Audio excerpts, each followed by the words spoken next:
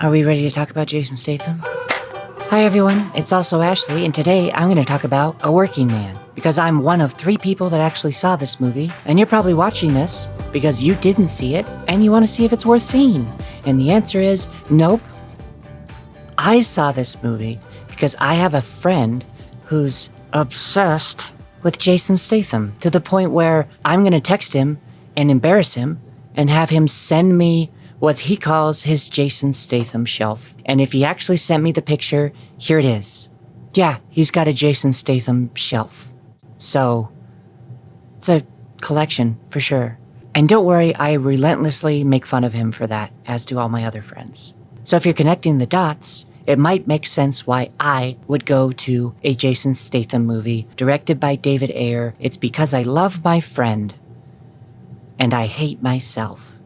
I was trying to think of a movie to talk about, and this just kept coming to my mind, because again, nobody else saw it, and I laughed a lot. I actually had to stop myself, because I knew it wasn't good to be laughing that hard in a theater for the poor other person that was paying to watch this movie. There are just so many odd things that happen in this movie that it retroactively made me go back and hate the fact that I tried to defend David Ayer over Suicide Squad. Suicide Squad, by the way, one of the few movies I walked out of halfway through. Actually, not only did I walk out of the theater, I got my money back, and then I found a hard hat on the way out of the theater, and I put it on, and then I went back into the theater with the hard hat on and told all of my friends that they needed to leave. Which was what I thought was my way of rescuing them, but it probably just made me look like a dick. Let me readjust real quick. There, better. Now, the overall thing I could say about this movie is that it has a very non-existent sense of urgency. Because the overall plot, before I get into it, is that Jason Statham is a construction worker that works for Michael Pena, and Michael Pena's daughter gets kidnapped and is trafficked, basically. And then, of course, Statham has to go rescue her, using his skills as an ex-military badass. Now, when it comes to these kind of movies, I would say it's similar in a way to Taken, where a ticking clock kind of winds down and basically says, if you don't get there soon, bad things are going to happen, and it's only going to get worse for this poor victim. And you kind of feel every second of Liam Neeson jumping over that fence 800 times.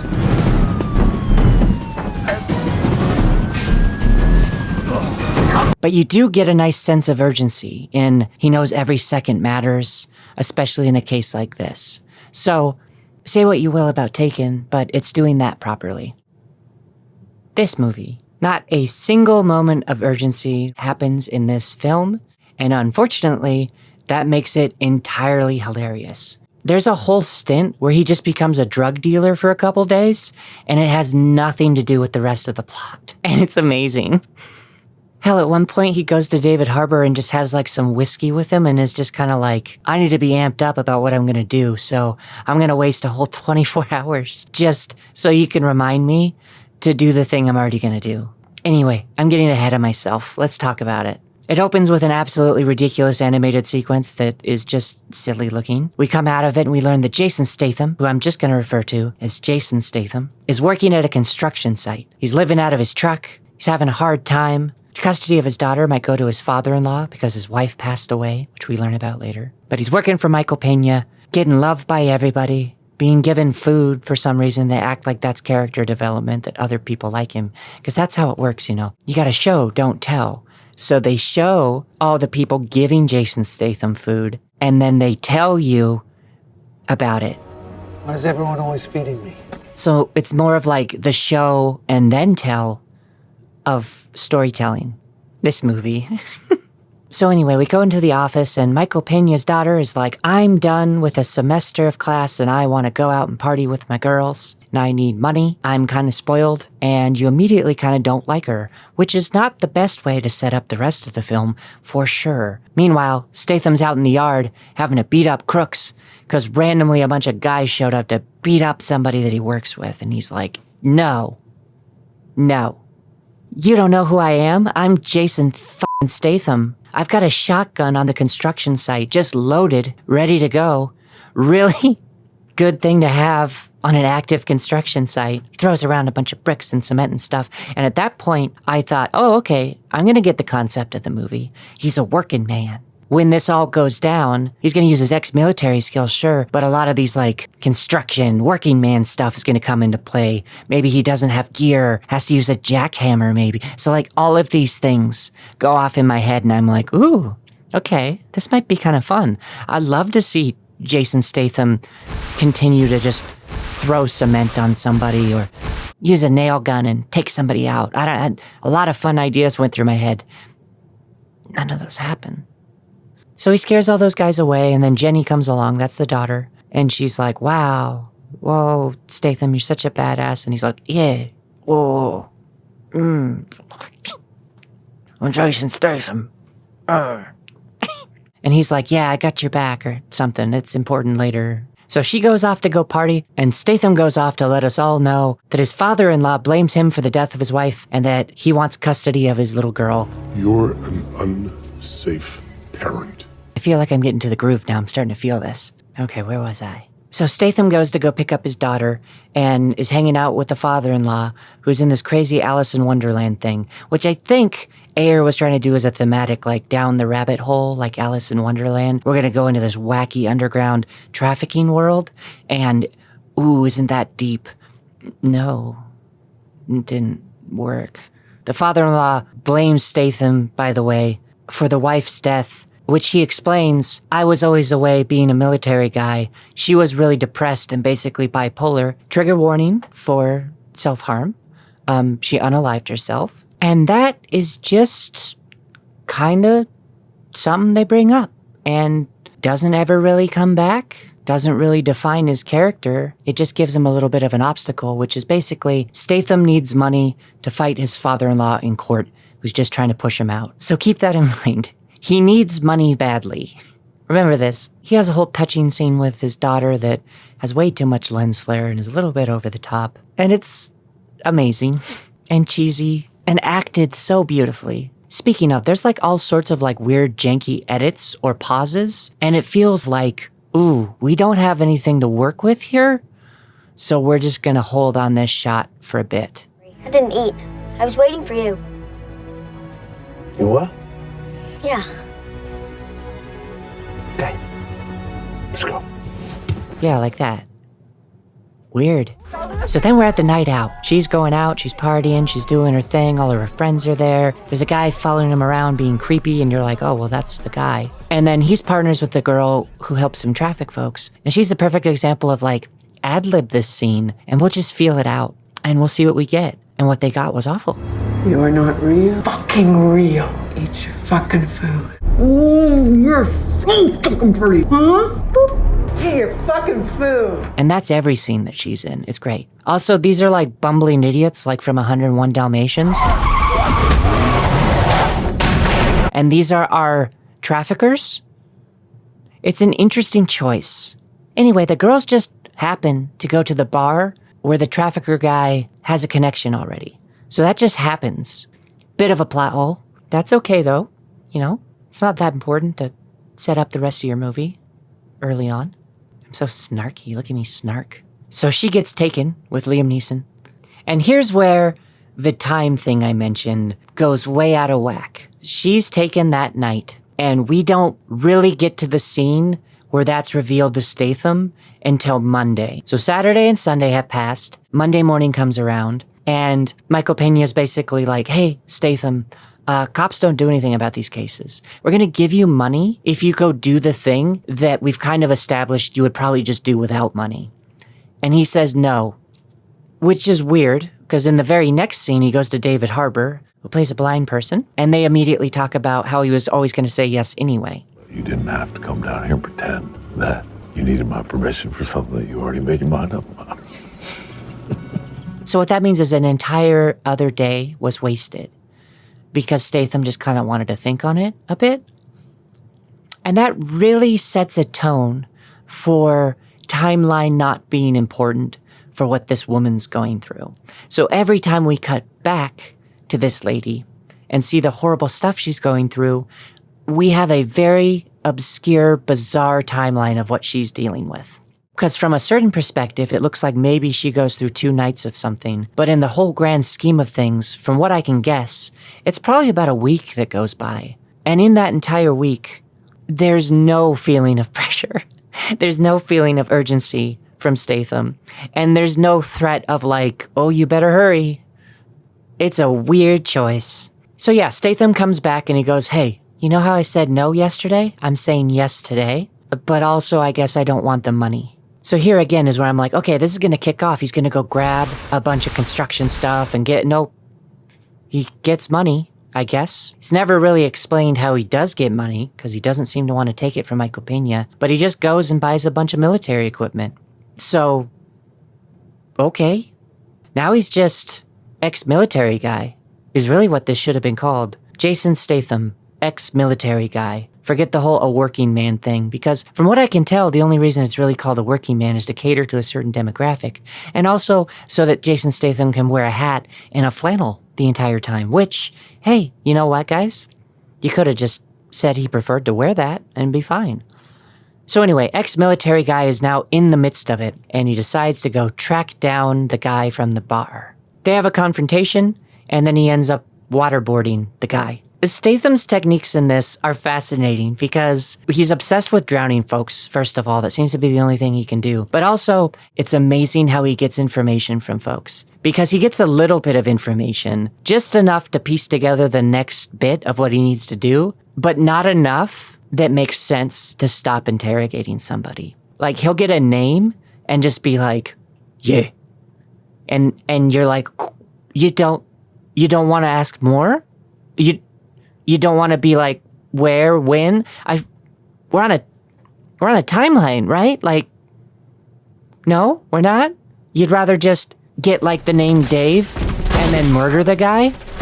So he kills the guy, and then the strange Russian gangsters show up. There's this entire subplot that they were hoping for a sequel, obviously. It feels a lot like John Wick, this movie, or try to be John Wick. A working Wick. A Wiccan man. So they're trying to establish like that there's a brotherhood of these higher up gangsters, and somehow there's supposed to be all this intrigue, but at the end of the day, none of it really pays off. None of it makes any sense, and it's kind of sequel bait, so all of those scenes are just stupid. Anyway, the guy he killed, he has to then wait for other guys to show up, which he probably wouldn't have to do if he'd interrogated properly. And then there's just this awkward scene where his daughter FaceTimes him. So the movie's like, hey, later, when the daughter comes back, we don't want you to forget that happened. So here's this weird scene. And she literally just calls and is like, hey, Dad. And he's like, yeah. And she's like, anyway, hi. And I think he goes something like, aren't you supposed to be in school? You shouldn't be on FaceTime. And she goes, yep. And then he hangs up. So that's the scene. What the fuck? It killed me. I laughed my ass off, and the other person in the theater didn't know why. In any other movie, you might use that scene to make you care about either one of the characters more. And instead, it was just, hi, you shouldn't be on the phone. Nope, bye. I loved it. It was great. So anyway, the Russian guys are there, uses that to go sneak to this other Russian guy's stuff. Not really sure why he's following this path. Again, if he just interrogated the first guy, he'd be after the traffickers and not the random Russians that seem to not really be associated with anything. So he's going this way, and Jenny's over here going this direction. So he shows up to threaten to drown somebody again, does some interrogation, happens to record him speaking in Russian, and translates it after killing him. So you're like, wow, it's really convenient that he happened to say the line that you can translate that kind of means something. But again, it's basically just a name. I feel like you're wasting a lot of time, dude. A lot of time. So now he's got some sort of name/lead. So it brings him to a biker bar. And when he's at the biker bar, he has this genius plan of basically being like, I'm going to become a meth dealer now. That'll lead me to Jenny.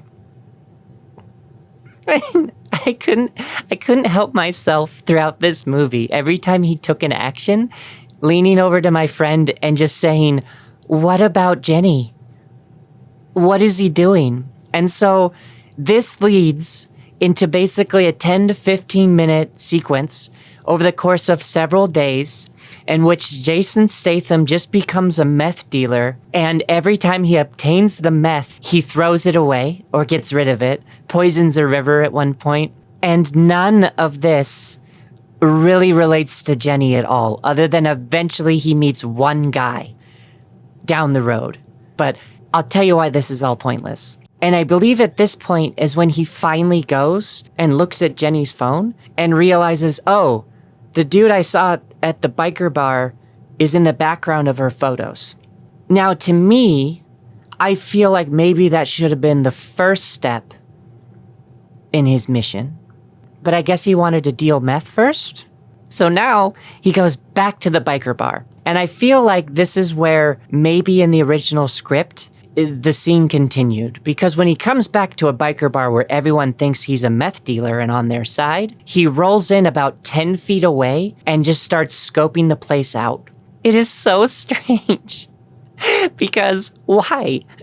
He's already gotten in. He could just walk in the door. What is this? So, of course, they notice him doing it, and they're like, well, fuck, I guess he's not on our side? We should go do a chase and attack him. So they do. I'm smiling so much because I'm just like, how much of that movie was pointless? Because he shows up at the biker bar, and then you could have just had this scene happen. What was all the stuff in between? It did nothing. So, Statham gets caught by cops who are working for the Russians. They hand him over to the Russian guys. He kills them, then throws them in water. It's all this drowning. I feel like it's supposed to mean something. Lazy, maybe it means. So, meanwhile, while all of this is happening, Jenny is being brought to the guy who wanted her in the first place, and she bites his face off. And at that point, that guy's like, go take her and get rid of her now.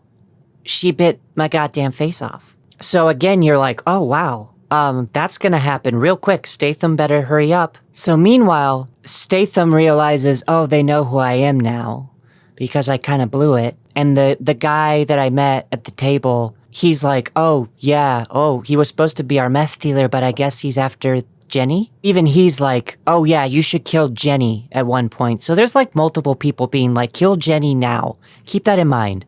Multiple kill Jenny nows. But Statham, knowing that, oh, they know me now, is all worried about his daughter and learns that his father-in-law isn't responding. So he goes and saves the father-in-law, hoo-ah. As one does at a major crime scene, they just let Statham walk away with his daughter and is like, I've got to finish this, finally. So I'm going to go hang out with David Harbour for like another evening. What about Jenny? What are you doing? So now he's hanging out with David Harbour, and they talk about guns, as one does, because it's, you know, a working man.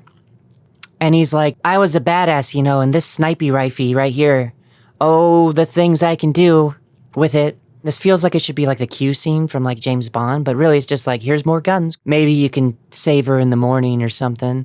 What about Jenny? But he's all geared up and kind of ready to go, so he's going to go wipe out the main Russian guy in hopes to then know where Jenny is, which we cut to. Jenny's being driven out to the woods to get killed, even though this has probably been 2 days that have gone by since they've gotten the orders. And like a badass, admittedly, Jenny breaks out and runs off and tries to get out of there. Note that everyone at this point wants to just kill her and get rid of her. But they don't.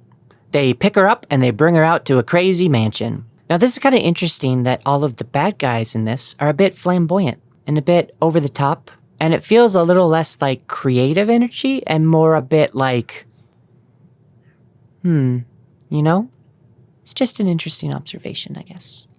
So Jenny's brought back to the weird mansion. Right before she's killed, the guy calls and is like, actually, I don't want you to kill her, even though it's been however many days. Meanwhile, Statham wipes out that other guy's place, takes him to finally lead him to where Jenny is, which happens to be at this mansion. I'm not even sure if that guy knew that she was going to be there, to be honest. So the gist of this is like, they throw a lot at you as if it's smart and complicated, but really it's just confusing and not really thought out. It's such a ridiculous movie. Okay, we're getting close to the end, so just bear with me. So Jenny's there waiting, Statham's on his way. There's this great bit where he's like, hey, evil Russian guy, do you understand why I'm doing what I'm doing? And the guy's like, no, you're crazy or whatever. And he's like, yeah, you wouldn't understand because you don't have a daughter. Yeah. You gotta have a daughter to understand trafficking's bad. So he goes in gun blazing, just doing his thing. It's all action movie stuff. Meanwhile, Jenny's in the back, calling out his name, even though she has no idea that would ever be him. That definitely happens.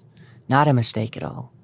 Takes them all out, goes to Jenny, where she has to horribly unalive this woman. There's a lot of these themes presented in this movie that are then handled very softly, as if it's not a big deal, or if it's kind of funny or goofy.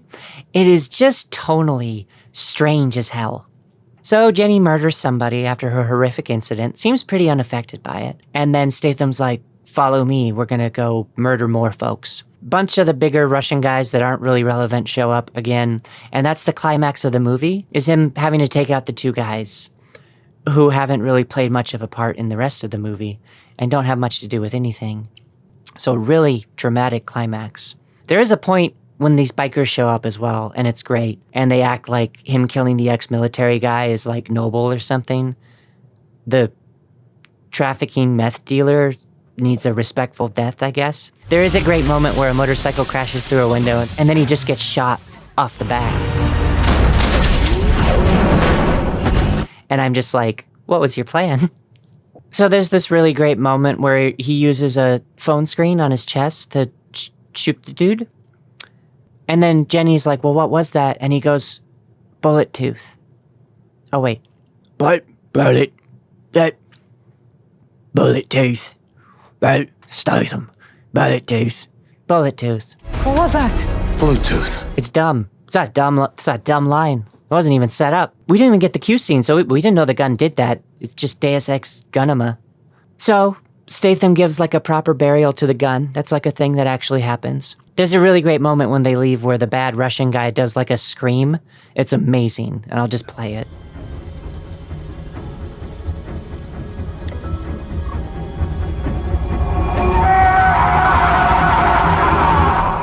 That's played seriously. That's not a joke. It's great. Jenny's returned back home, finally, seemingly unaffected by all of this. The rest of Michael Peña's family has apparently been hanging out for the entire week, just in the same room, by the way. I'm sure it's not that they shot these scenes on the same day, and they just left everything in place. And Statham goes to David Harbour, and it's all dramatic and emotional, and he sits down, and David Harbour's like, You're home. and I wanted to say, no, you're not. You've been homeless and living out of your truck. David Harbour hasn't helped you out in that case. Why would he offer you a house now? What have you done for him other than use his weapons to wipe out an entire gang? See it in theaters. A Working Man. So yeah, that's A Working Man with Jason Statham. It's horrible. I'm glad you could come on the journey with me. I just riffed that off the top of my head. In the future, it'll be fun to kind of like write something out, but I just wanted to try this and see what would happen. This is mostly just designed for you to watch, enjoy, have fun as I describe it, and then not have to watch the movie. So it's a win-win, really, because you get to watch me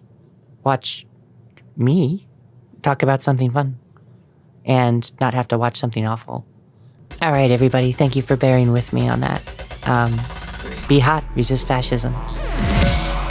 Start. When you really pull back and look at it, if he'd looked at the phone first and then fully interrogated the trafficker guy, he would have found Jenny, like, within the same day. So I guess he just really wanted to sell meth. More like Jason Meth.